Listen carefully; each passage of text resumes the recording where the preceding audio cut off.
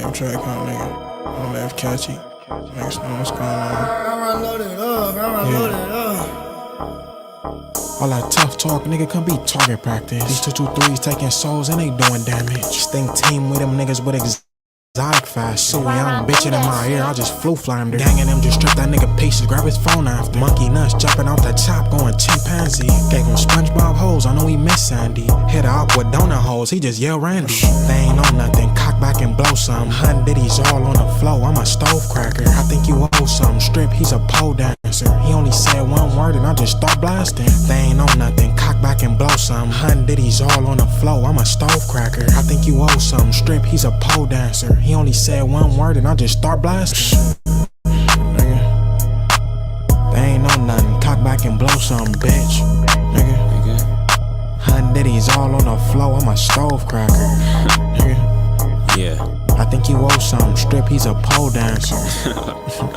you know the truth. He only said one word and I just start blasting. Had to flee that scene, it was kinda graphic. It's our first mixtape, but we been established. Give them 32 shots, I'm finna show 'em magic. Off the muscle, nigga, this a guaranteed classic. If we poppin' out, you know I'm bringing stick, of course. Ballin' out on niggas, I ain't out here tryna play no sport. Kick her out the crib, tell a bitch not to fight the force. Strip a tall nigga, pockets loose, he came up short. Niggas nerves and dorks, count these automatic bullets. Hit him in his head, turned his dreadlocks into a mullet. I think you owe something, strip for me, give it up. Got home and hit the field again, that was not enough. Like a nigga double dutch, hop, skip, run and jump. Trippin', fallin', pulling up his jeans, he was out of luck. Too gritty, bitch, this for life, this is not for fun. Niggas took my dog, now all these niggas be hard to trust. They ain't on nothing, cock back and blow some. Hun Diddy's all on the flow, I'm a stove cracker. I think you owe some. Strip, he's a pole dancer. He only said one word and I just start blasting. They ain't on nothing, cock back and blow some. Hun Diddy's all on the flow, I'm a stove cracker. I think you owe some. Strip, he's a pole dancer. He only said one word and I just start blasting. Nigga, they ain't know nothing, cock back and blow some, bitch. Nigga, Hun Diddy's all on the flow, I'm a stove cracker. Nigga, I think you owe some. Strip, he's a pole dancer. He only said one word and I just start blasting. Bitch, don't let Drake go, don't let catch you. Fornax, fuck it up. Be realistic, I don't really see no competition. Who she thinks she talking to? Like, obviously, I'm a nigga. Close that door, niggas snakes, I ain't going for it. Move right, outsmart them, stink team, most wanted. Be realistic, niggas bums, they ain't tryna ball. Ran it back and won, nigga, anytime we took a loss. Rock hard in my double cup, I keep spilling sauce. I don't know nothing, bodies dropped, he was not involved. Versatile, I could be a model or chalk the block. Or pop a lock with a dough, X marks the spot. Cut it out, if she ain't beneficial, I'ma cut her off. Bitch, give up, drop right now, made her cough it up. Cold demons, everywhere I go, we dropping icicles. Is we kidding? Broke niggas rapping science fiction. Every day a movie, it ain't hard to be the most consistent. A flu flammer, I be in and out with orange chicken. You know who really for the win, be realistic. He just wanna be my friend, be realistic. They don't really get no Uchis, be realistic. They can't do it how we do it, be realistic, man. Shit, bitch, you know who really for the win, be realistic. Yeah, they can't do it how we do it, be realistic. You know who run the city, let's be realistic. Where the wonton soup, I'm finna tear up the kitchen. Cause you the feds or the cops, mind your business. Draco was the dime, bitch, tell all your children. Walk up acting stupid, I might men in black his memories. Tear it off quick, bitch, now, literally. If not, you gotta go to sad facts, you can't sit with me. I know I got this big Buddha piece, I need 10 of these. Things got the sauce, ingredients, and the recipe. I never stop rapping till my neck look like Mr. Then again, after that, I'ma still keep shit talking. He said he was a thug, it sound good, we made a bitch out of him. Best advice to be my friend, be realistic. I ain't even say a word, I walk in and feel the tension. All these niggas home dick, sometimes life calls for whipping. I'm a joint in my city, I ain't tucking in the trenches. You know who really for the win, be realistic. He just wanna be my friend, be realistic. They don't really get no Uchis, be realistic. They can't do it how we do it, be realistic, nigga. Shit, bitch, you know who really for the win, be realistic, nigga. Yeah, they can't do it how we do it, be realistic.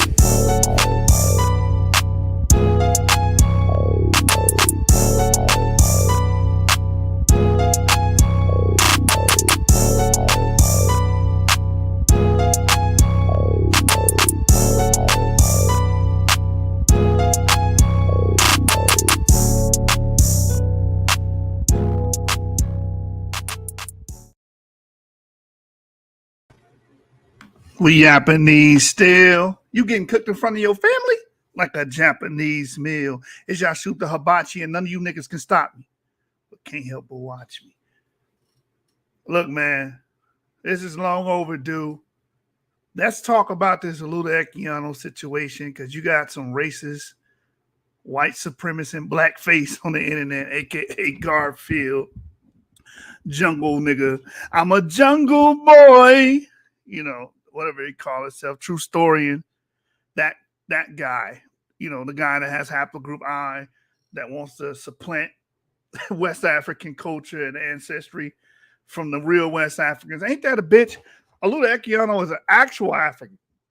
And you got this guy that's a European descendant trying to shit on his legacy. You understand this? Like trying to shit all over EQUIANO's legacy. Right? Only reason they don't like EQUIANO is because that one page out of his whole autobiography where he makes a comparison between Jews and Igbos. And he says, one people sprung from the other. So since he said that, now he's enemy numero uno. Public enemy one. Fight the power. Hey, I should play it. What that song was? Dang, man. Back in the day, man. I got to bring that song up, man. That was on that album, Fear of the Black Planet. It'll come back to me. But anyway, these guys are some busters, bro. Buster, what it is right now. They don't like EQUIANO because of that one page. One page in a whole book made this racist, evil-ass community go after him and say that he's fake, he's false, he's this, he's that, because of his birth. Not even his birth certificate. They don't even have a birth certificate of dude. It's because of it's because of one goddamn word, man. Only one page. And then they got not a certificate, not a birth certificate, a baptism record. Well, in that baptism record, it says he was born in Carolina. So we're going to read the history behind all that today. I got a source just to go over a few things and just tackle some of these claims. But y'all got to keep it a buck. Y'all don't like him. Y'all don't like Gustavo Vasa, right? That's not a secret name. We know that was one of his names. Just like Jacob was one of his names, right? It's in the damn title. None of that's a secret. Oh, he's trying to perpetrate a fraud. He's not even a West African. Yes, he is. The nerve of a motherfucker that's born from Scotland some goddamn where. True story, his forefathers come from Europe, and he want to talk about an actual African. EQUIANO's a real African. You not. Oh, man. Nah, y'all, you said y'all need to do X-Clan. Nah, I don't like. Old boy was hating on Eminem, man. Was that X-Clan a brand Nubian? I can't remember. What's the dude's name, man? I don't know. He left a sour taste in my mouth. All that hatred, all that hate. You know what I'm saying, for Eminem. It wasn't even a birth certificate, I higher be praised. It was a baptismal record. Right? Man, y'all gonna make me play Fear of the Black Planet in here. I can't think of that damn Flavor Flav song on you know, his solo joint on the track, man. Hold on, let me see if I can find it real quick. Because we gotta play that for them niggas, man. Fear of a Black Planet. And we're gonna get into the nitty-gritty, you know what I'm saying? The funny song he had on that joint. I know y'all know what I'm talking about. Where it was just Flavor Flav on there. He said, I can't do nothing with you, man. I think that's what it was. That's why I think about when I hear some of these arguments, bro. I can't do nothing for you, man. That's what it is. I can't do nothing for you, man. Oh, man, that's how I feel in this damn community, BHI, Afrocentric, man. I can't do nothing for you guys. You guys are wholly racist. You have idiotic arguments, horrible, terrible arguments. There's nothing I can do for you, man. I can't do nothing for you, man. Who remember that joint, man? Y'all gonna show y'all age. I can't do nothing for you, man. Let's see if it pop up. You know. Yeah, dang, they got the long version. I want the long. Yeah, give me that one right there. Public Enemy. Here we go. This isn't it, y'all. Goddamn Taco Bell taking over, y'all. Hold on. By the night, running from your wife. Yikes, you should have stuck with home. On your mind to blow your dome. It was you that chose you do. You built a maze you can't get through. I tried to help you all I can. Now I can't do nothing for you, man. I can't do nothing for you, man. You got all these people on your back now. I can't do nothing for you, man. Flavor Flav got problems of his own. I can't do nothing for you, man. Go lean on shells, answer, man. I can't do nothing for you, man. You jumped out of the jelly into a jam. Making love the wrong instead of right. Trying to beat that burglar through the night. Cop told your girl her name was Cheryl. About a rooftop climb to steal a pro. Uzi yellow bullets in the gun. The judge microwave them, serve the gun. The lawyer tried to help them all they can, but they couldn't do nothing for you, man. I can't do nothing for you, man. They couldn't do nothing for you, man. Yo, Jay, let's sing. Hey, that's how I feel, man. All I can do, I give you the DNA science, archaeology, anthropology. We try to break this shit down to the best of our ability, and that ain't enough for you. I can't do nothing for you, man. You just gonna have to stay pseudo racist. You know what I'm saying? Going around talking about our jungle culture. His favorite movie is The Jungle Book. His favorite beverage is jungle juice, and his favorite pastime is in the jungle gym, man. I can't do nothing for you, man. But for those that want to learn, let's read into this source, bro. Let's read into this source, man. Let's go to JSTOR. Let's go to JSTOR. Because these guys are claiming that Equiano's an imposter, man. He's perpetrating a fraud. He's fake. And the reason why they go with this narrative is because they don't like the fact that this man, and first of all, let's go, before we open this up and start this show, let's go to his book and just read the portions of the book that they hate and why they don't like him. Let me show you. It all stems from this. It all stems from this here. Let me show you.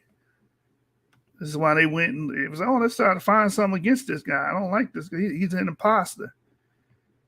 Because all you stinking Hebrew Israelites as imposters, and anybody that gives credence to any of your arguments are imposters, man. We don't want that because guess what? They're so anti anything outside of sub-Saharan Africa.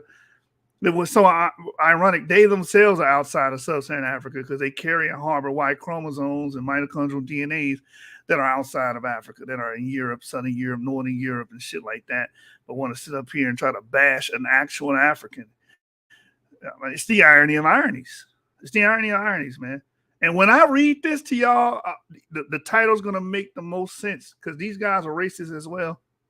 They were just bigging up James Smalls, and he basically said that white people, if you got white skin and a white phenotype, that you are inherently evil pretty much, and you're against nature.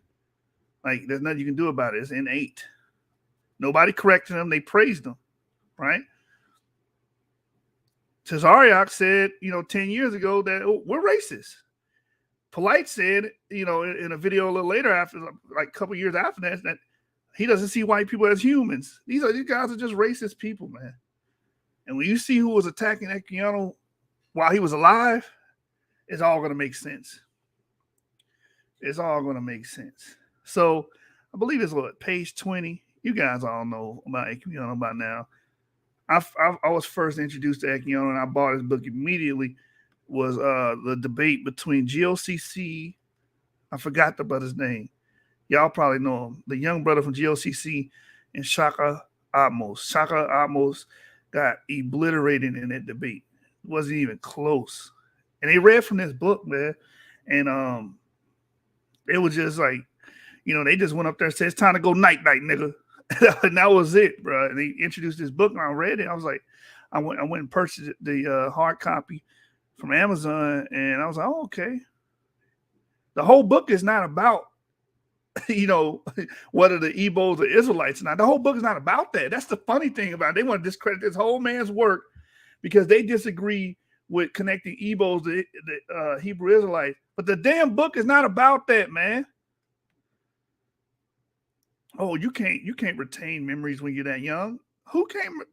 Okay, I remember a lot of stuff when I was young. You understand? I remember exactly how I got chicken pox. We was in the project. Motherfucker hit me in the head with a brick. He had chicken pox. So the germs it transferred through the brick, and the blood that went in my mouth made me get chicken pox in the mouth. I had to get rushed to the hospital. I remember that shit vividly. And I was like 6 or 7.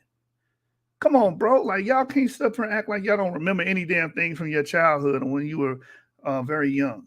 You niggas are stupid. I can recount a lot of things when I was young. So that stuff, like, these arguments are just nonsensical. Anyway, so if you go to page, where is it at when he talks about menstrual, when women have to be separated during their menstrual cycles? Stuff of that nature. See right here, look. Here it is here. Here it is here. This is why they don't like this book. This is why I don't like him. Because one goddamn page, man. Yeah, I call Project Chickenpox, bro. It was like that. I remember that. You mean tell me he can't remember his childhood when he was 11? Like, stop it. Let me share my screen here.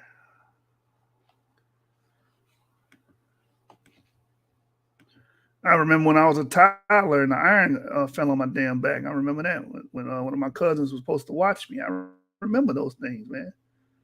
I remember when Nintendo 64 came out. My cousin had Nintendo 64. We used to go over there and play Super Mario. What was it called? Super Mario 64 and Wave Racer. I remember all that shit when I was very, very young, bro. Like, I could recount that shit. And I'm 31, so come on now, stop that. Stop your bullshit, man. Get off the gas. So here it is right here. Interesting narrative of the life of OLUDAH EQUIANO. Page 19. The 20. It says here, this necessary habit of decency was with us a part of religion, and therefore we had many purifications and washings, indeed almost as many, and used on the same occasions, if my recollection does not fail me, as the Jews. So he says stuff like this. Oh, God, it's time to cancel him. He's fake. He's wrong. Bro, I remember that too. I remember when that first came out, NWO, WCE, the Star Wars game. I remember all that, man. I can give vivid memories from when I was 10 and under, bro. These are golden hours of work. Shit, when Perfect Dark came out, shit, that was my life. That was my damn childhood, bro. What y'all talking about? When the Twin Towers got hit, I was young. I think I was 11. You know what I'm saying? I remember that. I remember what school I was in. I remember the setting. I remember going home, meet my mom watching it on the news. I remember I could recount those things, bro. But these guys acting like when you're younger, you can't recount shit. It says here, we practice circumcision like the Jews and made offerings and feasts on that occasion the same manner as they did. Like them also, our children were named from some event, some circumstance, or fancy foreboding at the time of their birth. I was named OLUDAH, which in our language signifies vicissitude or fortune also, one favored in having a loud voice and well-spoken.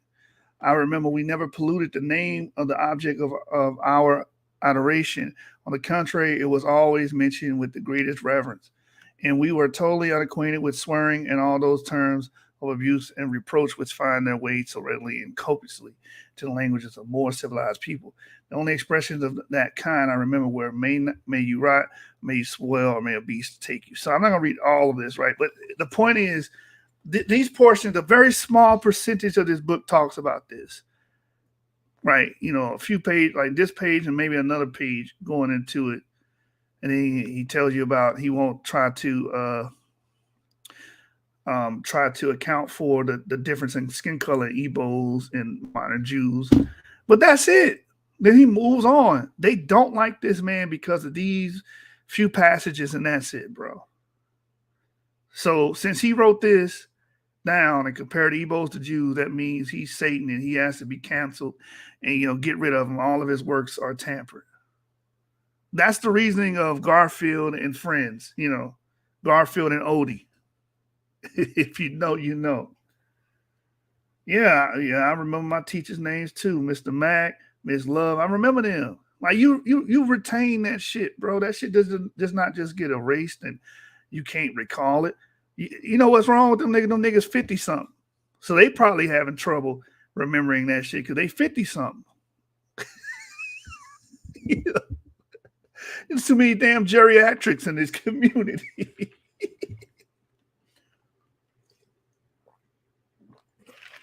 You know what I'm saying? Goddamn 59-year-olds talking about something. Oh, hey, I don't remember shit when I was 11. How could give me that goddamn tapioca? You know what I'm saying? That's you old niggas, man. But y'all are prejudiced against this book, and y'all not gonna keep it real. This is why y'all prejudiced against this book. Oh, he made this all up. He wasn't around no Igbos. Where to the Parfin, his book says, even if this story wasn't real, or this portion of the story wasn't real, it does comport with what Igbos practice. You want me to pull that source up too? You know what I'm saying? It's just that simple, man. So after we get done reading, I can't do nothing for you, man. And that's the motherfucking deal. Hold on real quick. Let me see if I can find that real quick. And because we got some reading to do. Yeah, see everybody. Yeah, come on, man. You can recount things when you were little. Come on, man. Stop it. Let me pull up two of the Parfits. Here it is. Black Jews in Africa and the Americas. This portion where he talks about Equiano.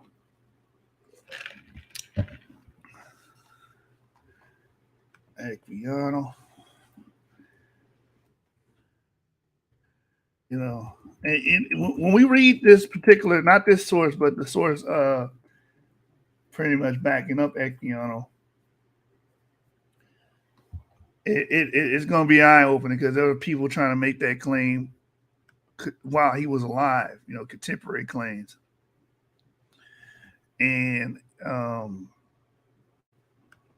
we're going to talk about what type of group and how they what they have in common with these people today saying the same shit.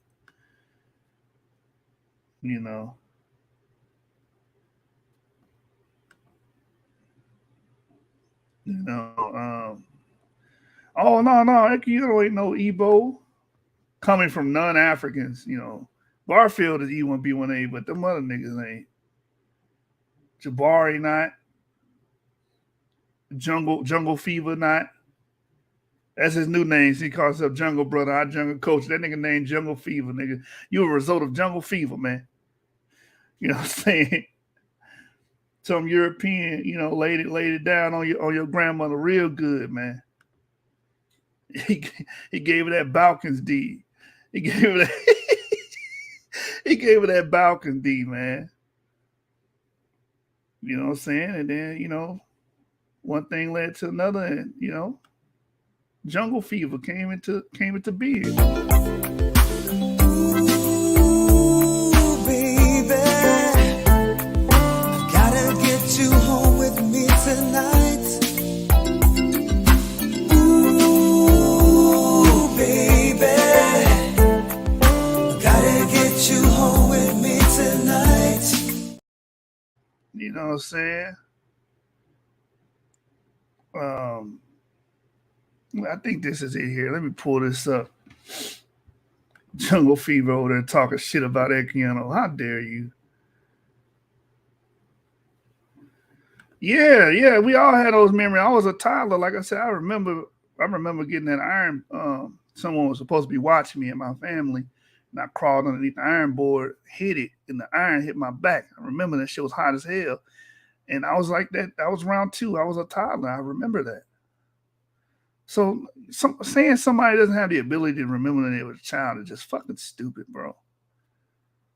You know, it's dumb. So let me go here. Let me share what Tudor Parfit had to say, because I read this book in its entirety on the channel. We read books over here. You know, those guys do whatever silly shit they do and shenanigans they do over there. Right here, page 39 to 40. It says attempts to connect the Yoruba with Israelites or other Middle Eastern peoples were replicated with respect to the neighboring Igbo. In the late 18th century, OLUDAH EQUIANO's celebrated biography, The Interesting Narrative of the Life of OLUDAH EQUIANO, or Gustavus Vasa the African, 1789, describe analogies between Jewish customs, law, and belief and those of the Igbo. Equiano's elegantly couched account of West Africa was the first description published in West, supposedly by a native of West Africa. Equiano observed the consequences of the observation were to be significant, such as the imperfect sketch my memory has furnished me with of the manners and customs of the people among whom I first drew my breath. And here I cannot forbear suggesting that what has long struck me very forcefully, namely the strong analogy which even by this sketch, imperfect as it is, appears to prevail in the manners and customs of my countrymen and those of the Jews before they reached the land of promise. For we had our circumcision, a rule, I believe, peculiar to that people. We had also our sacrifices and burnt offerings, our washings and purifications, and on some occasions that they had. As to the difference of color between the Igbo Africans and modern Jews, I should not presume to account for it. So, again, that's why they don't like that book, and it's restated here. And Tudor Parfit's book, it says Equiano's book fully merited its sensational reception and went into a number of editions. His text, however, is famously problematic. So this is what they try to point out. There's ample reason to be cautious about those parts of the book that purport to be a first-hand account of his early life in the Igbo village, given the grave doubts recent scholarship has cast upon the date and place of his birth. And we're going to talk about that part right there. Now, watch this. Even if you approach his work with skepticism, the part they're trying to avoid is not nullified, because it says, nonetheless, there is a general agreement that some of what he wrote about the ethnography of the Igbos appears authentic. So even if you try to bash him, oh, you can't remember that when you're a kid. Oh, we got this birth. You don't have a birth certificate. You have a damn baptismal record that says he was born in Carolina. So we're going to get into that a little later. So it's clearly the main point in this passage is the comparison between Igbo manners and customs and those of the Jews. The comparison itself is obviously does not come from his childhood memory, nor does he say it does. The passage conveys the kind of general impression that Equiano might easily have gleaned throughout his life from Igbos he met in America. So then, even in the negative argument, you could say, well, he got that because from somebody that had that experience, because these Igbo, analogies that he's drawing from are authentic. And that's the funny thing about it. Even if you have somebody that's taking a negative argument, you got to be honest about that. But they're trying to discredit him and discredit his work because of this passage. But you can't eliminate that because those traditions are true. You see how that works?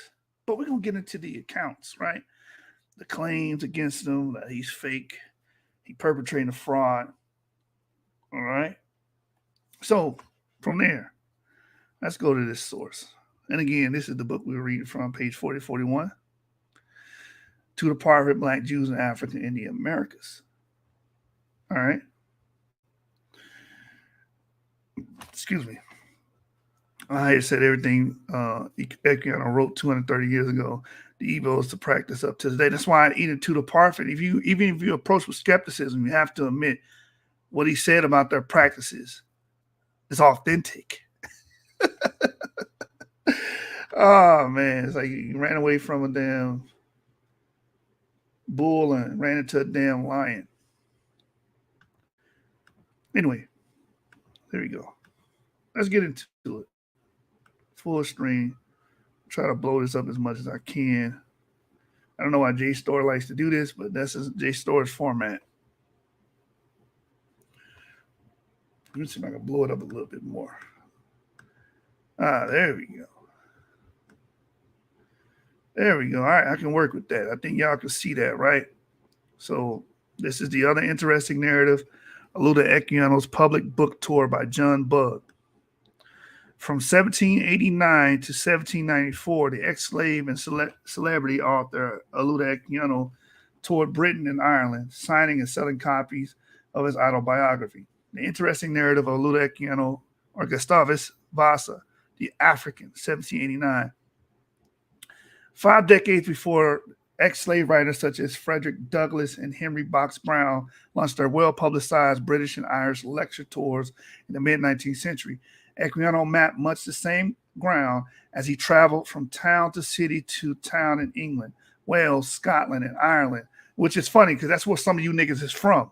When you track y'all trying to talk down on a real deal African, yeah, some of you niggas is actually from these places he toured to sell his damn book, man. Some of you niggas is from Ireland, man. You know what I'm saying? Eating blood sausage and blood pudding and all that other shit. That's y'all legacy. You want to sit up here and try, man, get off the gas. Get off the goddamn gas. Some of you niggas is from Scotland, Ireland, Wales. So, you know what I'm saying? Some of you niggas is from Norway and shit. Want to talk shit about a West African, man. Stop playing. Anyway, that's where he toured, right? Presenting himself as the interesting narrative embodied voice. This was the first modern style author tour in British history, a phenomenon that prompted Carl Phillips in his historical novel Cambridge, 1991, to imagine the scene.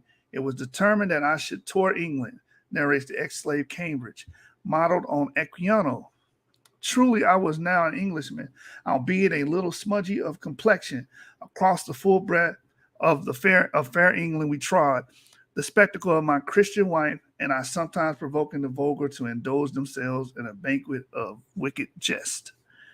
Written by the cosmopolitan, known variously as Jacob Michael Vasa and Equiano, the interesting narrative is the patchwork of a virtuoso self-fashioner.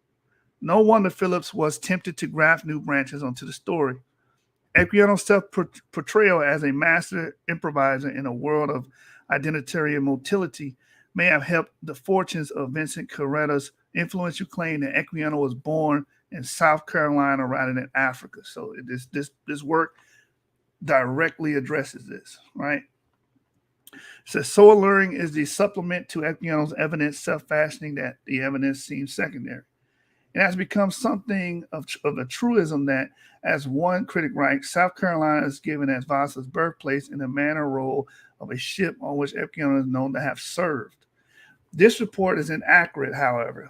Here we go. Here's the counter scholarship. See, y'all just listen to one side. Oh, yeah, Equiano's false. He's fake. Look at this birth. We got the ship, and then the birth claim that he was in Carolina. That's where he's from, nigga. Oh, here it is. This report is inaccurate. However, there is. Oh, it's getting juicy. We don't miss this. There is no Vasa on the muster roll. Here's Coretta's summary of this document. The muster book of the racehorse records the entry on board as a 17 May of Gustavus Weston, identified as being an able seaman, age 28, and born in South Carolina. The 23rd April 19 May 1717 muster list of the racehorse lists him as Gustavus Weston, indicating the recorder's uncertainty about the spelling and pronunciation of his name. Gustavus Weston was certainly Gustavus Vasa. Weston and Feston are both plausible, approximate phonetic spellings of Vasa. So this is where that claim comes from, man. Motherfuckers don't do no research. Y'all just go run with shit. That's why I say I can't do nothing for you, man. You illiterate motherfuckers. I can't do nothing for you, man. Keep reading. Ain't my fault y'all don't read. Y'all spend y'all money on buying pussy. I spend my money on buying books. All right? We in two different leagues here. Coretta's shift from certainty to plausible approximation is most arresting element of this report, for it's not at all certain that Gustavus Weston was Gustavus Vasa. Mike Gustavus Weston had been Charles Gustavus Weston of Brompton, whose son of the same name would ascend to rank of captain. Or Mike Gustavus Weston had been the Gustavus Weston who was later prosecuted in Lancashire. Could Gustavus Weston have been the soldier Gustavus Denniston? You see where the problems is. See, these people try to present shit in one way. And again, the whole assassination of character is the fact that he dared to make a comparison. He dared to make a fucking comparison between Igbos and Jews. Therefore, he's fake. He's false. He's wicked. He's evil. He should be eradicated from the annals of history. This is how these niggas do, man. That's why I can't do nothing for you, man. Oh, man. It says, even if we agree that Gustavus Weston Festin was certainly Gustavus Vasa, there is still a problem. Coretta writes, since the personal data probably came from Vasa himself, now a free man, we must ask why. If he had indeed been born OLUDAH EQUIANO in Africa, he chose to suppress these facts. For Coretta, this question is crucial, for he sees no clear reason for Vasa to hide an African birth. Yet, as David Wasreicher notes in a study of runaway slaves in the 18th century mid-Atlantic, there appears to have been a clear reason for hiding this information. Those of African birth were more likely to be suspected as slaves seeking escape through maritime service than those of American birth, who could more plausibly claim manumitted status. In fact, the fluidity of sailors' identities led the United States government in 1798 to demand that mariners hold seamen's protection certificates, which verified their nationalities. On shipboard, Equiano may have listed an American birthplace to deflect those pursuing runaway slaves. I'm done. I'm finished. I'm shutting this. Motherfuckers don't read shit. Fuck you niggas, man. I don't like you niggas, man. I don't like you niggas, man. I see your videos. I see your face. I'm like, turn this shit off. I was walking by somebody's crib. I know they was watching y'all shit. I went in there and unplugged the computer, man. I said, what a Wi-Fi box? Y'all ain't watching shit else. I took the Wi-Fi box out. I took the cables, the Ethernet cord, and ran outside. Threw it in the garbage. Your YouTube rights have been revoked. Stupid niggas, man. Illiterate mother. Watch your mouth. Anyway, I think it's very plausible. Very plausible, even though the actual source he's drawing from does not even mention him, right? So anyway, so it says here, on shipboard, Equiano may have listed an American birthplace to deflect those pursuing runaway slaves. This calculated evasion may also explain why the Guerin family, when they had Equiano baptized at St. Margaret's Church, London, on the night of February 1759, listed his birthplace as Carolina. Although Coretta himself has said of his birth certificate that he at first shrugged it off as a mistake by someone speaking for a child. What of the other evidence Coretta marshals to suggest that Equiano fabricated his African origins? Noting that the appellation OLUDAH EQUIANO, the African, appeared relatively late. He used Gustavus Vasa before 1788. So this is another point, that he was always Gustavus Vasa. He never was Equiano, the African. It says, in calculated anticipation of the interesting narrative release, Coretta writes, in his published and unpublished correspondence after 1787, Vasa uses the epithet the African, the Ethiopian, and a son of Africa to identify himself, but he uses none of these in any known works before 1787, including writings reproduced in his autobiography. This is not quite true. Of the few known writings that predate 1787, one of the most important is Equiano's letter to the Bishop of London in 1779, a decade before the interesting narrative was published, in which Equiano describes himself, y'all, I want y'all to hear this, 10 years before this, right? Describes himself as a native of Africa. That's why y'all don't like him, because you motherfuckers ain't natives of Africa either. You can't make that claim. Your ancestors don't go back to there. Your ancestors go back to Ireland and Scotland and the Balkans and shit. You motherfuckers wear clogs, wooden shoes. That's what your ancestry go back to, you lucky charms eating motherfucker. That's you niggas, man. Y'all getting ready to wear y'all green and celebrate y'all ancestry in the month of March. Stop it.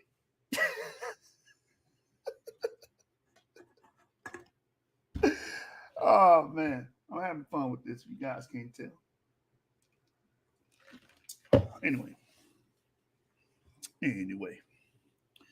let's continue reading. So she was wrong about that.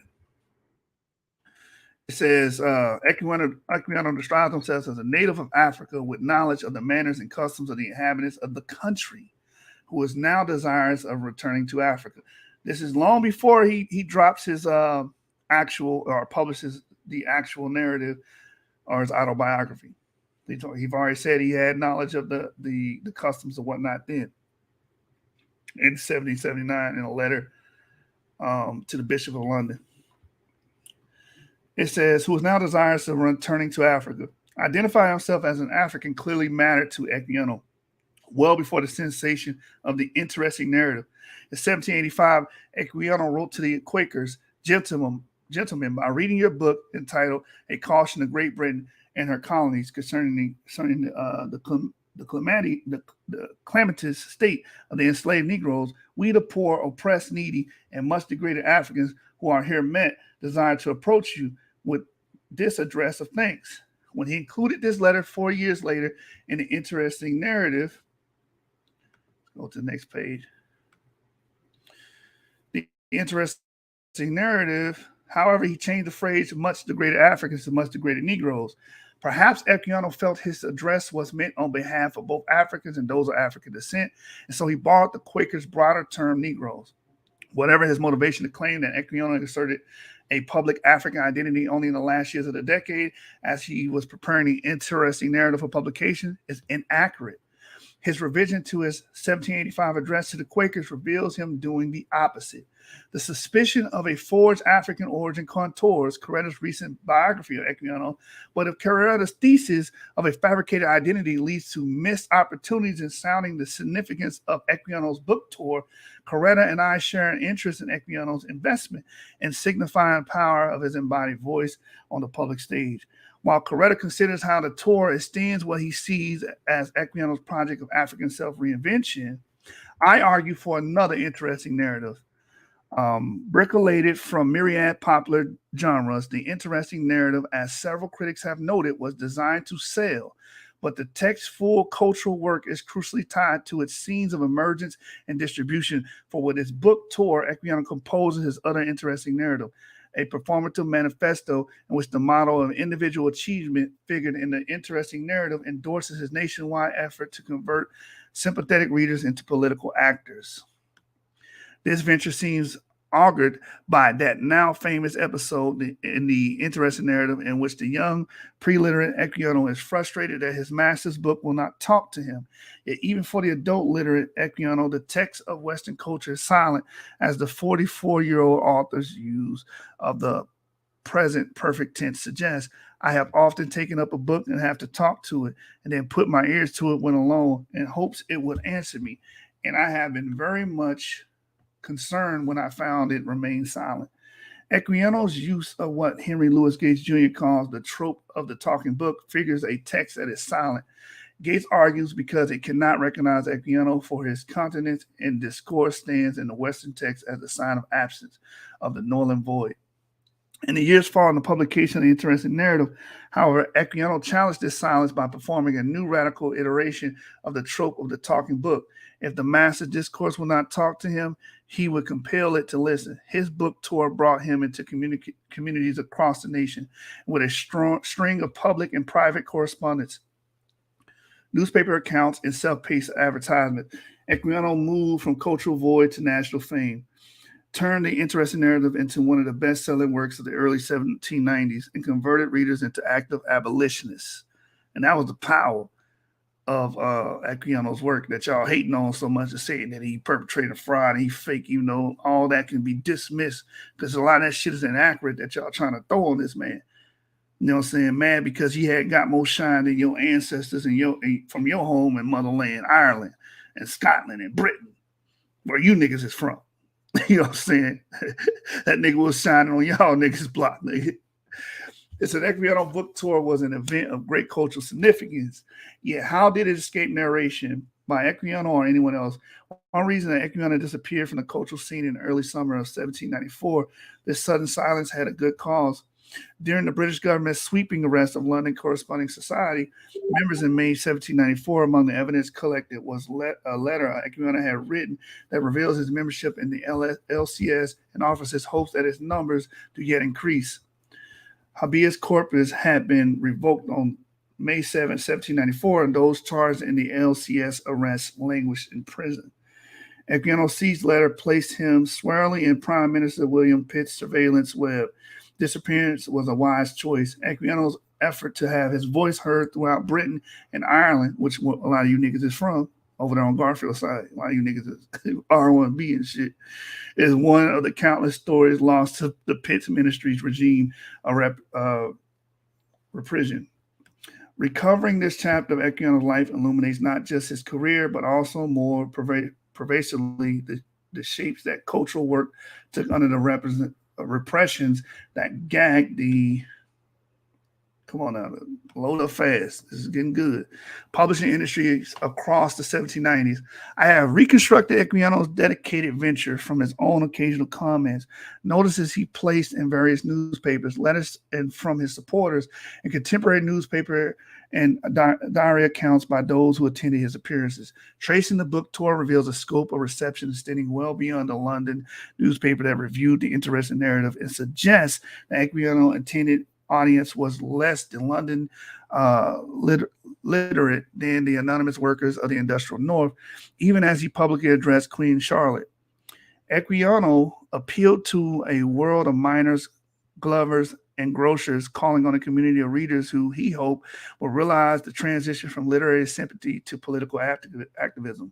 This was Equiano's project of abolition from below, and while it ultimately led him to the heart of English radical culture and harrowing close to the Pitt ministry's counterattack, it began with his involvement in London's abolitionist community in the 1780s, when Equiano first experienced the potential of print culture to shape public opinion. Now, I want to keep reading this because we already got past the part where the refutation of these claims that he was born in Carolina and he had nothing to do with West Africa.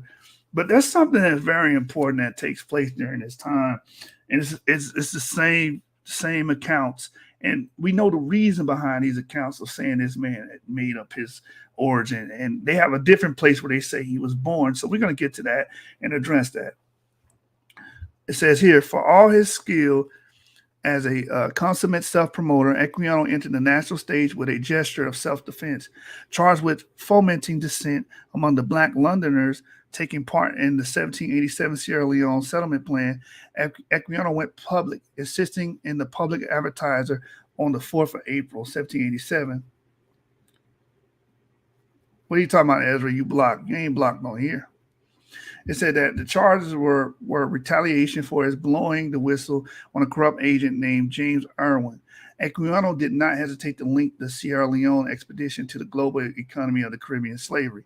He says, I am sure Irwin and Fraser, the parson, are great villains, and Dr. Curry, they now mean to serve the blacks the same as they do in the West Indies. Although agreeing to run Equiano's letter, the Public Advertiser later printed a post shot through with racism, accusing Equiano of falsehoods as deeply Black as his jetty face, and asking to hear no more of these Black reports. But they did hear more. In a 14 July missive, Equiano Gain attributed the attack on his character to the information he laid before the Navy Board about Irwin's malfeasance. Man, some of these words I can't pronounce, man. Malfeasance. Although he lost this battle in his post, Equiano had learned a valuable lesson in how the media could shape public opinion. Stop messaging me while reading. Anyway, Equiano had learned a valuable lesson in how the media could shape public opinion when official channels of redress closed.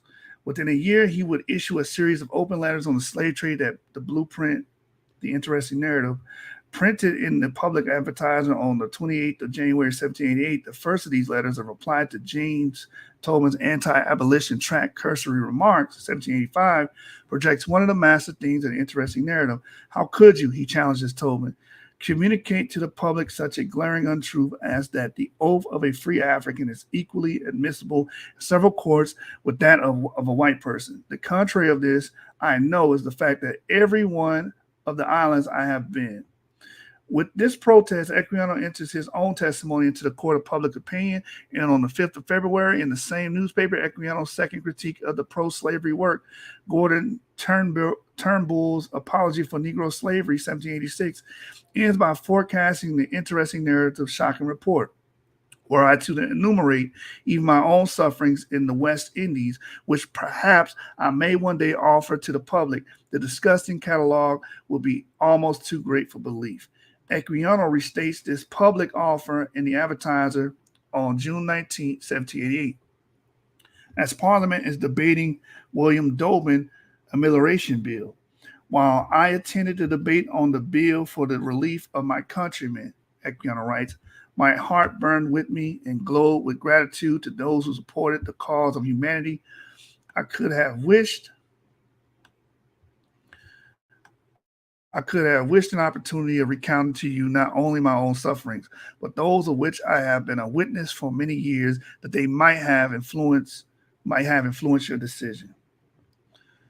Now using print media to address the Legislative Assembly, Equiano figures himself as a virtual talking book, a ready archive of first-hand information on the slave trade, burning to give his own oath of a free African.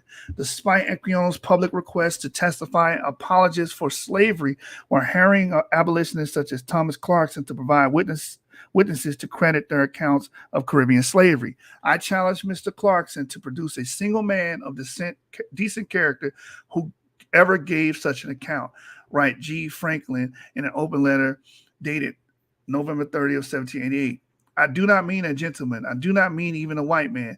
I defy him to produce a Negro of character who would not turn pale in fabricating such assertions. Franklin's italicized pun reveals the bad faith of his offer by implying that any testimony of a Negro character would necessarily be ghostwritten by a white abolitionist.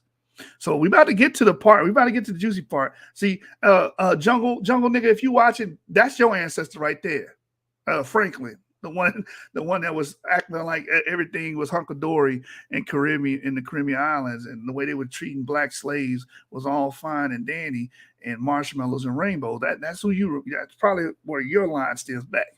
You know, I'm related to people like Equiano, Igbo, stuff like that. You go back to Potato Land. Anyway, it says here, Equiano's open letters clearly did not reach a wide enough audience, and in the spring of 1789, having already tried going public, Equiano decided to go popular. He wrote, published, and personally distributed the interesting narrative. Broader in scope than the disgusting catalog, Equiano hinted he might one day write the interesting narratives pages often passed without a mention of the slave trade. Equiano recounts, for example, his involvement in the 7 Years' War and his participation in the 1773 polar voyage of John Constantine Phipps.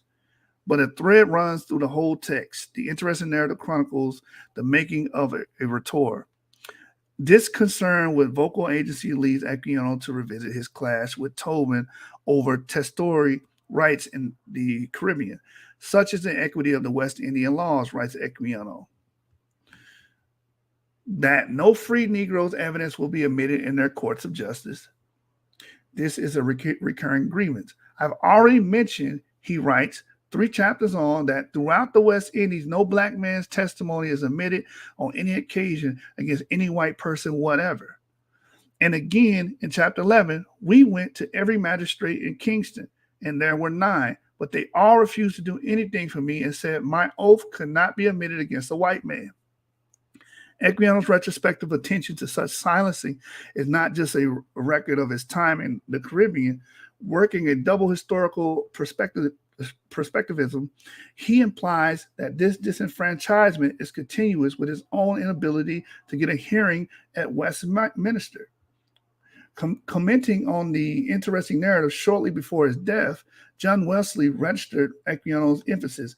Reading this morning in a tract wrote by a poor African, writes Wesley, I was particularly struck by that circumstance that a man who has black skin being wronged or outraged by a white man can have no redress. It's being the law in all our colonies that the oath of a black against a white goes for nothing. What villainy is this? The idea that without testatory rights, slaves in Equiano's case, even ex-slaves, have no judicial existence shapes his merging of voice and being throughout the interesting narrative. When he was first brought to Virginia, Equiano found not one soul who could talk to him, in linguistic isolation that had left him wishing for death. His ontologizing of voice deepens as he describes witnessing the iron muzzle, an emblem for the horrors of slavery. Equiano recalls how a female slave's muzzles locked her mouth so fast that she could scarcely speak, and this suppression is synonymous with a death sentence. With her mouth locked, Equiano adds, she cannot eat or drink. The iron muzzle enacts with terrible intensity the silencing to which Equiano returns again and again in the interesting narrative. What might this woman have said to the young Equiano had she been able to speak? What might she have said now to his readers? Equiano works to unmuzzle the voice of the slave when he records in dialect the many melancholy tales of a poor Creole Negro whom he meets. This man's complaint is at heart Equiano's own. One day he said to me very movingly, sometimes when a white man take away my fish, I go to my master and he get me my right. And when my master by strength take away my fishes, what me must do? I can't go to anybody to be righted. Like Equiano standing on the steps of the parliament, this man can find no auditor in the channels of the official authority to hear his complaint. And to the right, that's probably what he was seeing right there, that muzzle there. It says, for Equiano to claim his own enunciative position, he had to learn how to persuade. His interest in the power of persuasion threading through the interesting narrative is concentrated in his compelling sketch of the preacher George Whitefield. To catch a glimpse of the famed orator, Equiano squeezes in amidst the multitude in an overcrowded church. Very much struck and impressed with Whitefield, Equiano at last understands why other preachers' congregations were so thin, and he intuits a parallel to his own labor and aspirations. I saw this pious man exhorting the people with the greatest fervor and earnestness and sweating as much as I ever did while in slavery on the Montserrat beach. Equiano worked in many capacities at Montserrat, from hard laborer to delivery clerk, but his most important action there was witnessing the cruelties of every kind which was exercised on my unhappy fellow slaves. Cruelties that included rape, punitive amputation, hangings, and burnings. Like Whitefield, Equiano would exhort reform with fervor and earnestness. The message of Whitefield's preaching for Equiano was less its content and radical power. The interesting narrative does not just chronicle, but formally enacts the importance of persuasion in at least a dozen places. And that's, real quick break on the reading. This book is more than just that one passage or a few passages comparing Igbos to Jews, right? It talks about this as well, what we're going over right now. So it's like, why do they hate this book? Why do they hate this person? You're going to let one passage that you disagree with ruin the whole book? Like, that don't make no damn sense. That's composition by division fallacy. Anyway, Equiano's ability or inability to persuade determines the narrative trajectory. Admitting that his youthful attempts were little more than urgent begging, he reports his developing skill in argument. One key episode involves a successful defense against Captain Doran's suspicion of his loyalty. To my no small surprise and very great joy, the captain confirmed every syllable I said. Equiano's rhetorical successes plot an arc of improvement with corresponding effects on characterology.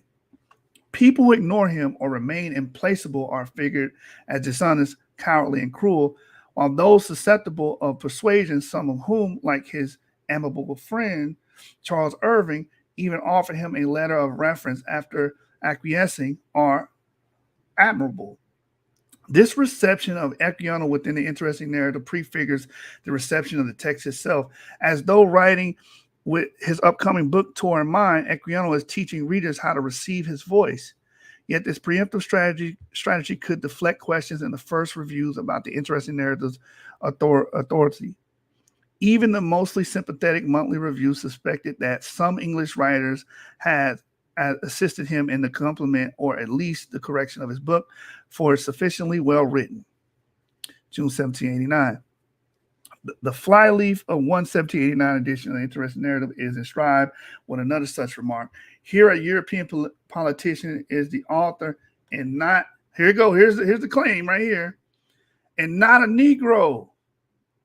So the same claim that these guys trying to make today, they were trying to throw that on them, because it was like, no, this is not no damn African. This is just a white abolitionist pretending to be an African to try to free blacks, because we don't want blacks to be freed, and they're making all this other shit up, trying to make us, change the laws on how we treat our slaves. This was the rumor going around while he was living. Why the racists hate OLUDAH EQUIANO. That's why I named it that, man. It's the same guys in blackface today doing the same shit, man, trying to discredit this man. So they were doing that too. It says in both periodicals and private reading rooms, the issues of Equiano's authorship featured in the responses to the interesting narrative. Such suspicion was nothing new. Similar doubts surrounded Phyllis Wheatley in England and the American colonies. Alert to possible charges of ghosting. Equiano not only thematized his text reception, he also carefully planned its appearance. From the frontispiece portrait, which images his Christianity and his exegetical savvy, to the semiotically rich title page, which has spoken to the critics from Wollstonecraft to Gates, across which Equiano blazoned the capitalized and italicized byline written by himself. So that's why he put it like that. It's like these people are trying to say that he was a white abolitionist, that he was a European in disguise, just pretending to be an African to get sympathy to free the slaves. So these were the rumors that were going, and the attacks and the polemics going against him during this time.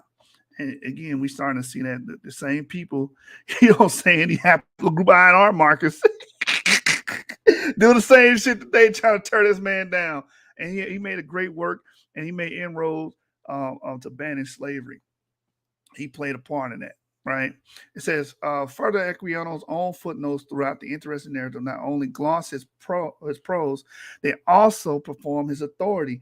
In contrast to slave narratives annotated by editors, if some readers still suspected these devices to be editorial rather than authorial, orchestration, any doubts will soon be answered by Equiano's book tour, a serial performance of embodying, marketing, and autographing copies of the interesting narrative.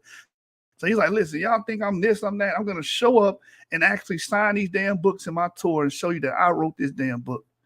You understand? It says here, Equiano recognized that in addition to confirming his authorship, the tour was a powerful abolitionist tool, rallying popular opinion in areas far removed from Westminster. All of Britain became Equiano's parliament as he addressed his testimony to towns and cities throughout the nation. Belfast, Dublin, Durham, York, Glasgow, Edinburgh, Aberdeen, Hull, Devizes, Bristol, Sudbury, Worcester, Gloucester. I don't know how to say that. Get Jungle. Somebody call True Story and Jungle Nigga to read this, because he's from these. His folks from here, Tewksbury or whatever. So he can probably pronounce that better than me. And elsewhere, is that after each stop on his tour, Equiano recreated the interesting narrative subscription index by publishing the names of his supporters in local newspapers. Here, for example, is the note of gratitude he wrote for the 31st of August, 1790 issue of the Manchester Mercury, which was printed on the front page just below the banner.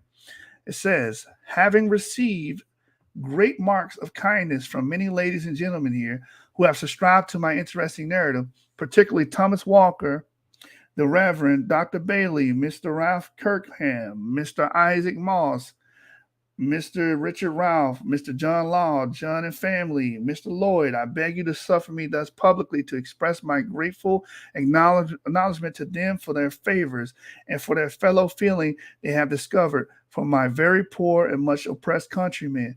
These acts of commiseration have filled my heart with gratitude. Therefore, permit me, sir, on behalf of myself and the rest of my brethren, to offer this sincere thanks for the testimony of your regard to the sable people. May your endeavors meet with the desired success. With these expressions of gratefulness, Equiano inscribed himself in the social lives of the cities he visited. Walker, Bailey, and Moss were influential Mancunians, and since Equiano's project is now tied to their endeavors, he speaks not only as a representative figure of his African brethren, but also as a partner in business, sympathy, and political action. The letters of introduction Equiano presented at Manchester and elsewhere vouch for his intelligence and probity, a character sketch that lasted well after he had achieved national celebrity. As late as June 1794, in a letter supporting Equiano's visit to Sudbury, John Mead Ray praises the truly intelligent author and requests assistance to a worthy man whose sufferings and service. Y'all hate this man. Y'all hating on this man. You hate this man. The man was great. He did a great work. His work actually, brought forth change, unlike any of the things you niggas do. You know what I'm saying? Anyway. It says, judgment given some claim on the patronage of the community. By this point, Equiano scarcely needed a reference. Letters such as Ray's were devices of recruitment to the cause. The interesting narrative offered a case study of individual achievement, and Equiano encouraged his readers to realize their own political potential, a point he emphasized in a note published in the Leeds Mercury on April 16, 1791. It says, since that it does often fall to the lot of individuals to contribute to so important a moral and religious duty, as that of putting an end to a practice which may without exaggeration be styled one of the greatest evils now existing on the earth, it may be hoped that each one will now use his utmost endeavors for that purpose. At his appearances, Equiano provided examples of these utmost endeavors. In the supplementary abolitionist pamphlets he quietly distributed during a stop at Shrewsbury, for example, after signing a copy of the interesting narrative, Equiano passed along a tract on a sugar boycott, most likely William Fox's address to the people of Great Britain on the utility of refraining from West India's sugar and rum. In this pamphlet, Fox urges every sugar consumer to acknowledge his or her individual share in the slave trade and with a chilling calculus illustrate the urgency of small-scale abstinence. A family that uses 5 pounds of sugar per week with the proportion of rum will, by abstaining from the consumption of 21 months, prevent the slavery or murder of one fellow creature. To punctuate his assertions of individual complicity, Fox calculates that in every pound of sugar used, the produce of slaves imported from Africa, we may be considered as consuming 2 ounces of human flesh. For Fox, individual participation in the boycott could quickly become mass action, compelling planters to full emancipation, were it only the condition on which we would consume the produce of their islands. Never mentioning it in the interesting narrative or anywhere else in print, Equiano during his book tour encouraged his readers to take part in the sugar boycott, a movement aimed at ending Britain's involvement in slavery altogether. If individual boycotters could form a potent abolitionist movement, so could individual readers from a distribution network. Equiano's effort to enlist his readers' participation in his book tour comes into view in his July 1st, 1793 letter to Stanley Pumphrey, a Worcester Glover, in which Equiano reports his success in selling the interesting narrative in Tewkesbury, a Midlands village located near the confluence of the Severn and Avon rivers. Writing from Tewkesbury, Equiano asked Pumphrys to contact him at John Mountain's grocer, Gloucester. If the 7 books he sent have not yet arrived, thanks him for his very kind letter to the friends who helped him sell his book in Tewkesbury, and happily reports that by Saturday night we had sold or engaged 53 books. Equiano sold the interesting narrative out of the advertised locations, often bookshops, and as this letter makes clear, he also went door to door. His use of the first person plural, we had sold, indicates that his supporters not only purchased copies of the interesting narrative, they also joined him in his efforts. In Tewksbury, Equiano moved among a historically anonymous community, and while in 1788 he petitioned Queen Charlotte. It is important to remember his later campaign for the support and participation of Britons such as John Mountain, a grocer, and the Glover Stanley Pumphrey. This is a snapshot of just one stop on Equiano's book tour, in which 53 copies of an ex-slave's autobiography remained to circulate in Tewksbury after the celebrated author had moved on to the next town. In this moment, we glimpse Equiano performing his manifesto as he uses the effective power of the interesting narrative to help convert sympathetic readers into political actors. Y'all hating this. Y'all don't like this book, man. Y'all hating on this man's book, man. And he was trying to end and abolish slavery or Britain's involvement in slavery. Y'all hate this man's book. Racist bastards. It says right here, while figures such as Pumphrey and Mountain may be lost to us, what they represent is not. Equiano's book tour generated significant support from working class readers. In the interesting narrative, Equiano hints at his interest in meeting laboring class Britons, particularly the horribly oppressed miners who had become a potent reference in the slave trade debates. Anti-abolitionist propagandists like to claim that Caribbean slaves were better off than British miners. Abolitionists, meanwhile, cited reform and mining labor practices as proof that forced labor was not necessary to the British Caribbean economy. In Parliament, for example, Henry Dundas referred to a species of slavery among Scottish colliers, the bound servitude of child laborers that was abolished by an act of Parliament, noting that within a year after the whole idea of the collieries being hurt by the abolition of that sort of slavery vanished in smoke. Given the charged space miners occupied in the slave trade debates, we can appreciate the motives of curiosity that in 1783 had brought Equiano to Wales, where he sent down into a coal pit in Shropshire and witnessed a fatal pit collapse. Miners were not just fatally oppressed laborers, they were also frequently figured as black in the 18th century writing. Their complexion subject to the color of discoloring, which comes from the coal. Scottish miners, commented Daniel Defoe, are well described by their own countryman Samuel Covell as coal hewers negri.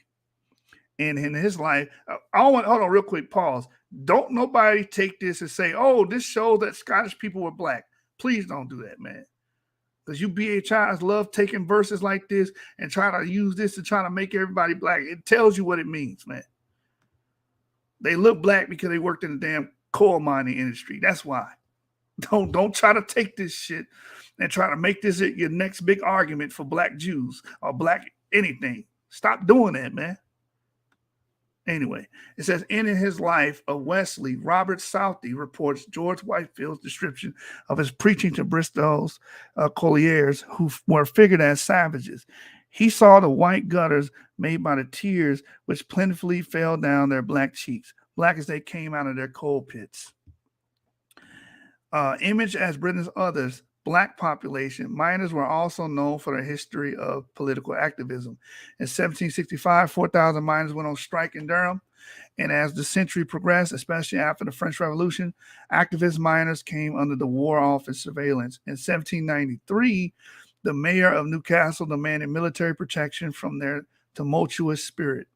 Equiano would have recognized the analogy of the mine to the ships on which he served, and his interest in miners only increased on his book tour. On the 6th edition of the interesting narrative, he elaborates on his visit to various mines, some curious adventures beneath the earth, in a river in Manchester, and the most astonishing one under the peak of Derbyshire. And in September 1792, I went 90 fathoms down St. Anthony Colliery at Newcastle under the River Tyne, some 100 of yards on Durham side. Coretta has suggested that because the interesting narrative could be had from a circulating library in Newcastle, Equiano did not have to work as hard as elsewhere when he visited that city, and so he had the leisure to visit the local mine. But with the keywords Equiano uses in the mentions of the mines, Durham and Newcastle, he subtly maps an underground network of contemporary sites of resistance he had visited and whose support he recognized in print. This is how you know he actually did this shit. He's able to pinpoint where this stuff happened. As in the 5th edition of the Interesting Narrative, Equiano emphasizes his cross-class success, reporting that across many countries in Ireland, he was exceedingly well treated by persons of all ranks. His Belfast supporters notes Nenny Rogers came from the most radical political grouping in Ireland, including Samuel Neeson, who even among Belfast radical families was spoken of as a hothead. Equiano stayed at Neeson's house and sold the Interesting Narrative out of his shop, as well as his city bookstores. Equiano was moving in radical circles in England as well. The London Corresponding Society first letter reports that shoemaker Thomas Hardy was sent to Reverend Thomas Bryant of Sheffield, who had previously hosted Equiano during a visit. Writing to Bryant, Hardy used Equiano as his calling card. It says, hearing from my friend Gustavus Vasa, the African, who is now writing memoirs of his life in my house, that you are a zealous friend to the abolition of that accursed traffic, the slave trade, and I infer from that circumstance that you are a zealous friend to freedom on the broad basis of the rights of man. It says here, after ingratiating himself with Bryan by mentioning Equiano's name, Hardy proposes the mutual cooperation of abolitionists and democratic reformers. I am fully persuaded that there is no man who is from principle an advocate for the liberty of the black man, but will zealously support the rights of the white man and vice versa.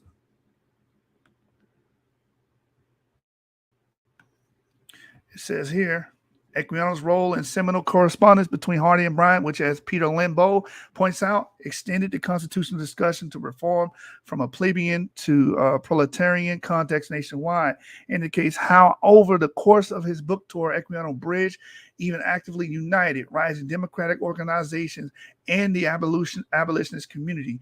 Anti-abolitionist forces certainly took notice and were alarmed by the specter of cooperation. A 1792 pamphlet warned that anti-slavery petitioning was a prelude to revolution, that I am justified in classing the promoters of abolition and the Republicans together. Mr. Cooper's conduct in the North and in the society calling itself Friends of the People will sufficiently declare. In the era of Bingdon asserted the connection in Parliament. The idea of abolishing the slave trade is connected with the leveling the system and the rights of man.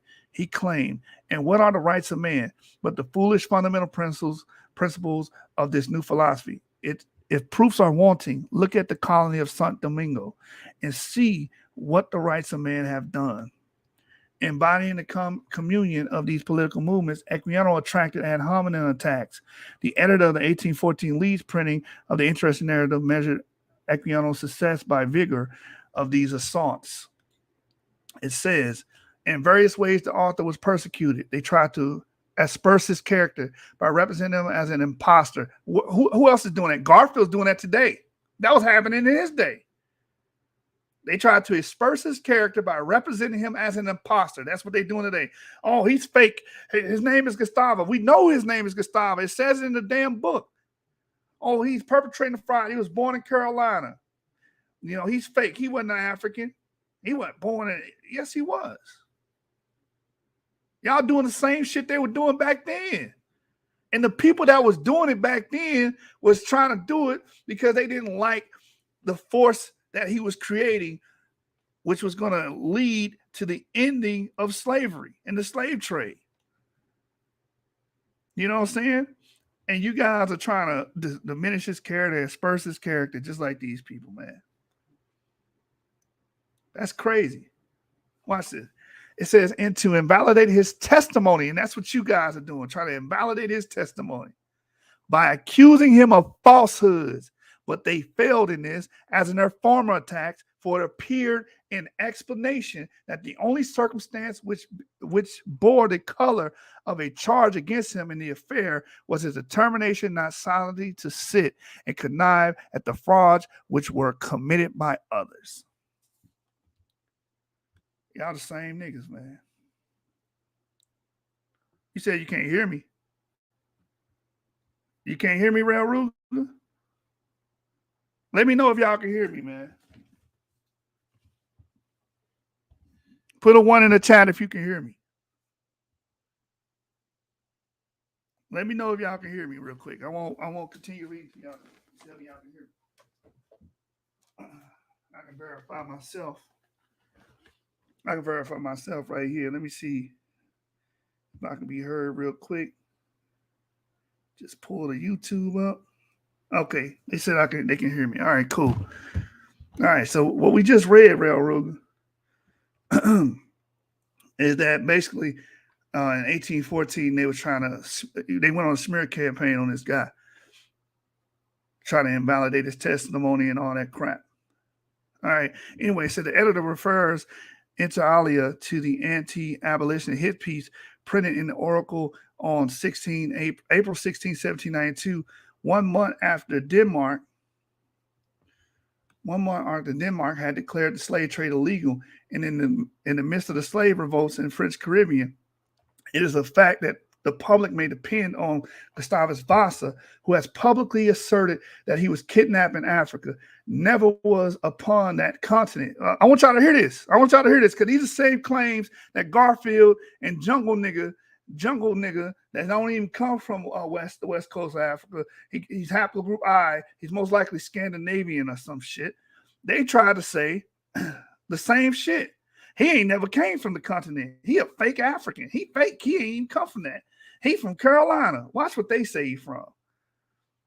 And what was the point of them doing this? The same reason Garfield doing it. To do what? As we see in the quote here. To invalidate his testimony. That's why. Because y'all saw one part of his book and y'all don't like it. He compared Ebos to Hebrews. He compared their cultures and said they were analogous. Now you have a problem with it. So therefore you're attacking the character to try to invalidate his testimony. Anyway, it says here, he had declared slave trade illegal, and in the midst of the slave revolts in the French Caribbean, it is a fact that the public may depend on that Gustavus Vasa, who has publicly asserted that he was kidnapped in Africa, never was upon that continent, but was born and bred up in the Danish island of Santa Cruz in the West Indies.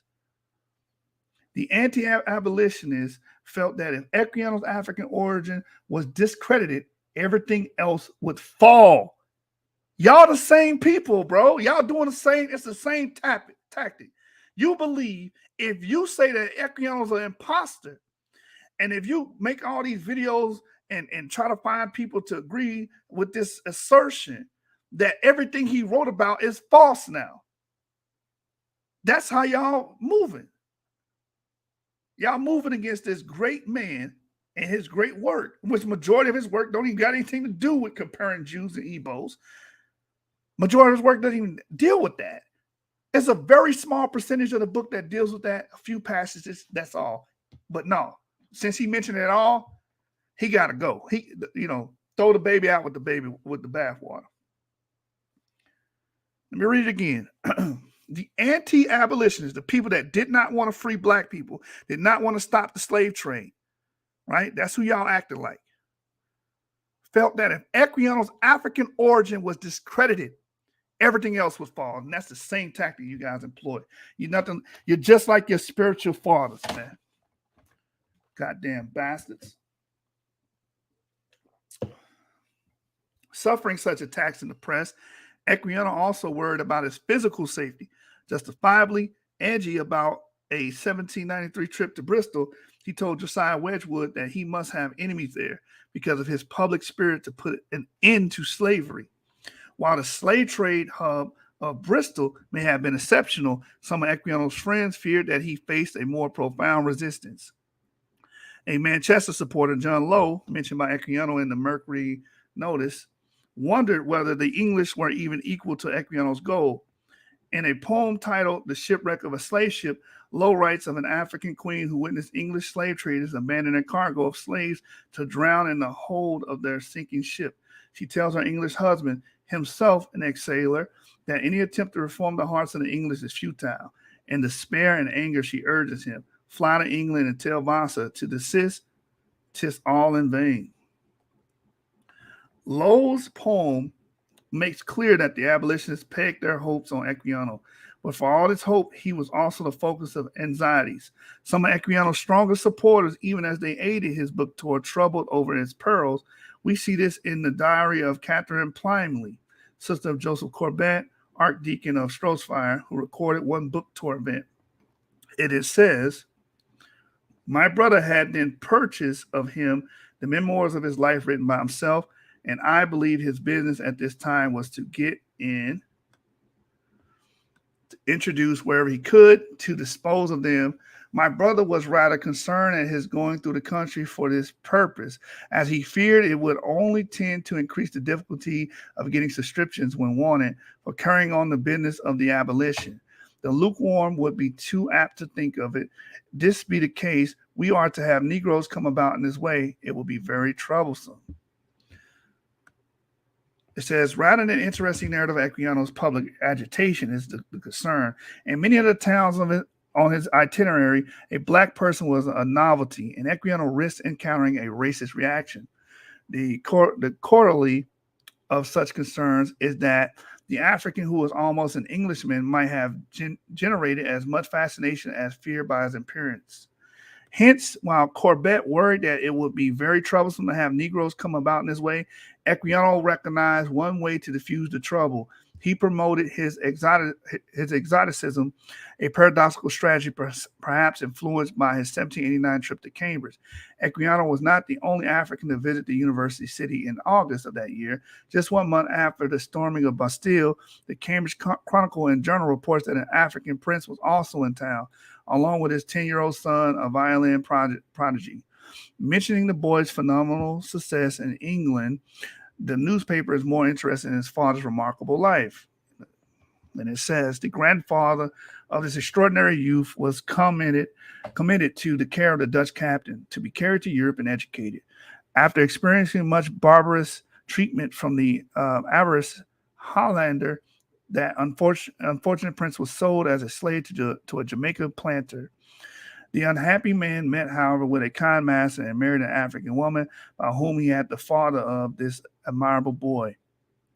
At the grandfather's demise, the father was still higher in his master's favor, at whose expense he was instructed in several languages. At the age of 15, he was permitted to make a voyage to Africa with testimonials of his birth, but by a singular fatality was shipwrecked and lost his documents. Being conversant in several languages, he gained a subsistence by acting as an interpreter to various foreign potentates in Europe. In this situation, he lived till the year 1773. When he was on the confines of Poland, he won the heart of the Polish count's daughter, who was charmed with the hairbreadth escapes and adventures this second Othello. Perhaps influenced by the word of the African prince visit to Cambridge, which coincided with his town, Equiano expanded his mention of his estate in the lease in Africa from the public advertised letter of the previous year for the note he printed in the Cambridge Chronicle. And it reads, having received particular marks of kindness from the gentlemen of the university and inhabitants of this town, I beg you to suffer me thus publicly to express my most grateful acknowledgments to them for their favors. I have been more peculiarly delighted with the fellow feeling they have discovered for my very poor, much oppressed countrymen.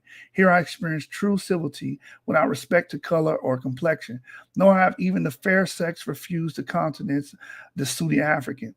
These acts of kindness and hospitality have filled my grateful heart with longing desires to see these worthy friends on my own estate, where the richest produce of Africa should be devoted to their entertainment.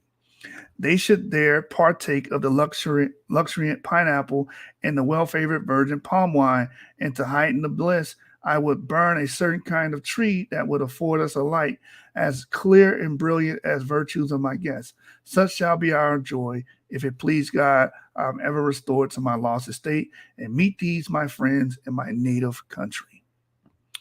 While he closed his 1788 request to testify in Parliament with the hope that MPs might visit the African estate, Equiano here shifts from a gesture meant to influence or impress Parliament to one of popular self-promotion as an adventuring African nobleman who has chosen Britain as his latest destination. Self-constantly theatricalizing himself, Equiano printed versions of this notice after several of his appearances, but this is the only one I have found that includes, nor have even the fair sex refused the countenance of the Studi African. With his playful puns, this may be Equiano's private nod to Susanna Cullen, the white Cambridgeshire woman he would marry 3 years later. No doubt wary of English logos, and they tried to say, oh, he married a white woman. So, motherfucker, y'all descend from white people. What's wrong with y'all? Walk around with haplogroup I talking about some. Oh, Gustavus Vasa, he married a white woman. So fucking what?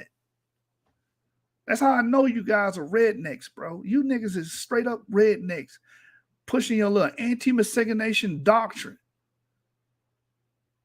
That's what's wrong with y'all, man. Rednecks. Anyway, it says here, no doubt wary of the English logos, such as James Tobin, who listed interracial relationship as one consequence of abolition.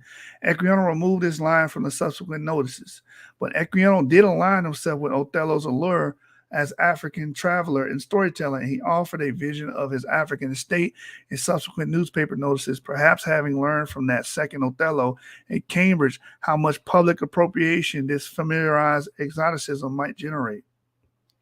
Equiano's self-affiliation with Othello may in fact count as the first performance of a black Othello on the British scene, 3 decades before Ira Albridge arrived from America. Equiano's strategy of familiarizing and legitimizing himself through Shakespearean affiliation is legible in the interesting narrative in which Equiano draws subtle comparisons between himself and Othello, a self-described extravagant and willing stranger of here and everywhere. Othello delivers a round, unvarnished detail. In response to Senator's request, I spake of most disastrous chances, Othello says, of moving accident by flood and field, of hair, breathscapes, imminent deadly breach, of being taken by the insolent foe and sold to slavery, of my redemption thence, with all my travels history. And so he wins Desdemona. She swore in faith, 'twas strange, 'twas passing strange, 'twas pitiful, 'twas wondrous pitiful, and loved me for the dangers I had passed. Equiano is just as attentive to his own powers of narration. I instantly cast off all fear of thought, whatever of death. He writes of his participation in the Battle of Lagos Bay, pleasing myself with the hope, if I survived the battle, of relating it in the dangers I had escaped to Miss Guirans and others when I should return to London. So this latter day, Othello describes his reunion with the Guirans. I told them my history, at which they expressed great wonder. Equiano anticipates narrating the dangers I had escaped before relating his story to the wonder of a white female audience. At least one reader registered the allusions in the language of this new, extravagant, and willing stranger. The review of interesting narrative in the General Magazine and Impartial Review began. This is a round, unvarnished tale of the checkered adventures of an African. Equiano must have been pleased by this attentive reader because he borrowed the review's opening line for newspaper advertisements of his book tour. This nod to Othello in the advertisements was purposeful, heralding this African stranger in a familiar context and prefacing Equiano's invitation to purchase the interesting narrative from him in person. Such as a notice in the Freeman's Journal of Dublin, which promised the book will be had of the author at 151 Capel Street. During the book tour, Equiano did not hesitate to advertise himself as a modern-day Othello come to town. Establishing a Shakespearean framework for his authority, Equiano courted the curious on his book tour, all the while foiling those who insisted that these theories of racial inferiority justified the slave trade. His success is clear in an editorial in the Sheffield Register of the 27 August 1790, which stressed the force of meeting Equiano in person. Countering racist propaganda, such as a recent petition from the Orang Otangs, Jacos, and other next of kin of African Negroes, attempting to prove them of the same species. The writer follows Equiano lead and summons Shakespeare. Hath not an African eyes, hands, organs, and dimensions, senses, affections, and passions, fed with the same food, hurt by the same weapons, subject to the same diseases, healed by the same means, warmed and cooled by the same winter and summer as a European. Following his string of queries, the writer continues, should any within the circle of our readers doubt the truth of this comparison, let them see Gustavus Vasa, the free African, now in Sheffield. His manners polish his mind, enlighten, and in every respect on par with Europeans. Equiano's strategy of appealing to Shakespeare seems to work.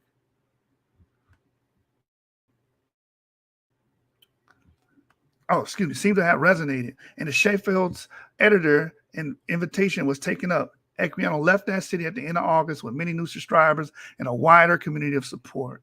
The editor of Sheffield's Register recognizes the significance of meeting Equiano in person and indeed sells an interesting narrative ensured by his appearances taper off after his death. Even so, as years pass, the additions of the interesting narrative continue to appear in the Midlands communities that were so important to his book tour. In 1809, an edition was published by St. Mason at Belper, a town just northwest of Nottingham. And at Halifax, J. Nicholson published 3 consecutive editions in 1812 and 1814. A further edition appeared at Leeds in 1814, the year of the final major episode of popular abolitionism. In fact, on the eve of abolition of slavery in the British colonies in 1833, the interesting narrative continued to circulate. A 1791 edition, for example, showed the inscription to T. Burnett, dated 1829, the gift of his aunt at Southampton. Let he who reads the horrid practice on West Indian slaves use all his influence to put it down. Hence, the interesting narrative played a part in the anti-slavery society formed at Southampton in 1825, 3 decades after Equiano's death. And y'all hate this man? Y'all don't like this man? Y'all going a whole smear campaign on this man, and his work inspired them to stop slavery? Like, this is madness, bro. Y'all just full of bull. Like, I don't even know how to say this, man. Words don't describe how idiotic y'all are. But again, you guys are the spiritual sons and daughters of Woodrow Wilson, the spiritual sons and daughters of the Klan. You would have been the same people trying to, denigrate this man's image back then. I guarantee you, especially you, true historian, because we know you from Ireland. We know you got a Scandinavian backdrop. We know you would have been doing it. It says here, no, Carl Phillips imagines the vulgar greeting his fictional Equiano with a banquet of wicked jest. Equiano's venture received remarkably strong and enduring artisanal and working class support. Paced the traditional view that popular sympathy for abolition waned after the 1791 slave uprisings in St. Dominic. Support for Equiano remained strong at least until the spring of 1794, when the London Corresponding Society arrest began. As Seymour Drescher cautions of the enforced suppressions of the 1790s, to be silenced and to be silent may be 2 very different things. Working Britons in towns such as Tewkesbury and Sudbury continued to support Equiano's campaign years after the St. Dominic revolts. Though not participating in any officially recorded efforts to petition Parliament, these readers actively worked alongside Equiano in their own towns, using their utmost endeavors to promote his message one neighbor at a time, all the while learning the interesting narrative, potential power of each person's voice. And that is the motherfucking deal. All right. So what do we learn? We learned a lot of these claims don't have legs. I'm trying to say that he was born in Carolina because that ship was the ship doesn't even mention him. It just says Gustavo. That's it. It doesn't mention him. It doesn't say his name. But y'all use that as evidence against him, trying to asperse his image. Why? Because you want to discredit his work. Even if you did discredit his work, it's actual and factual for the traditions that he shared. The Igbos did practice that. The Igbos practice, according to the Parfit. Take it up with him. But this man's work inspired those people over there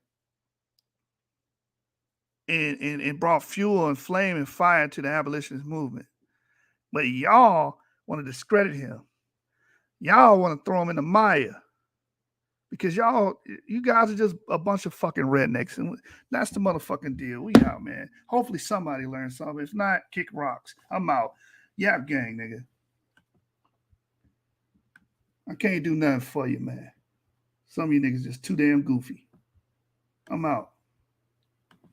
I don't let him track out, nigga. I don't let him catch it. Make sure what's going on. I load it up. Load it up. All that tough talk, nigga, come be target practice. These 223s taking souls and they doing damage. Stink team with them niggas with exotic fast. So young bitchin' in my ear, I just flew fly him. Gangin' them just strip that nigga pieces, grab his phone after. Monkey nuts jumping off that chop, going chimpanzee. Gave him SpongeBob hoes, I know he miss Sandy. Hit her up with donut holes, he just yell Randy. They ain't on nothing, cock back and blow some. Hun Diddy's all on the flow, I'm a stove cracker. I think you owe some. Strip, he's a pole dancer. He only said one word and I just start blasting. They ain't on nothing, cock back and blow some. Hun Diddy's all on the flow, I'm a stove cracker. I think you owe some. Strip, he's a pole dancer. He only said one word and I just start blasting. Nigga, they ain't on nothing, cock back and blow some, bitch. Nigga, Hun Diddy's all on the flow, I'm a stove cracker. Nigga, Yeah, I think you owe some. Strip, he's a pole dancer. you know the truth. He only said Don't let one that word go. and I just start blasting. Had to flee the scene, it was kinda graphic. It's our first mixtape, but we been established. Give him 32 shots, I'm finna show him magic. Off the muscle, nigga, this a guaranteed classic. If we popping out, you know I'm bringing stick, of course. Ballin' out on niggas, I ain't out here tryna play no sport. Kick her out the crib, tell a bitch not to fight the force. Strip a tall nigga, pockets loose, he came up short. Niggas nerves and dorks, count these automatic bullets. Hit him in his head, turned his dreadlocks into a mullet. I think you owe something, strip for me, give it up. Got home and hit the field again, that was not enough. Like a nigga double dutch, hop, skip, run and jump. Tripping, falling, pulling up his jeans, he was out of luck. Too gritty, bitch, this for life, this is not for fun. Niggas took my dog, now all these niggas be hard to trust. They ain't on nothing, cock back and blow some. Hun Diddy's all on the flow, I'm a stove cracker. I think you owe some. Strip, he's a pole dancer. He only said one word and I just start blasting. They ain't on nothing, cock back and blow some. Hun Diddy's all on the flow, I'm a stove cracker. I think you owe some. Strip, he's a pole dancer. He only said one word and I just start blasting. Nigga, they ain't on nothing, cock back and blow some, bitch. Nigga, Hun Diddy's all on the flow, I'm a stove cracker. Nigga, I think you owe some. Strip, he's a pole dancer. He only said one word and I just start blasting.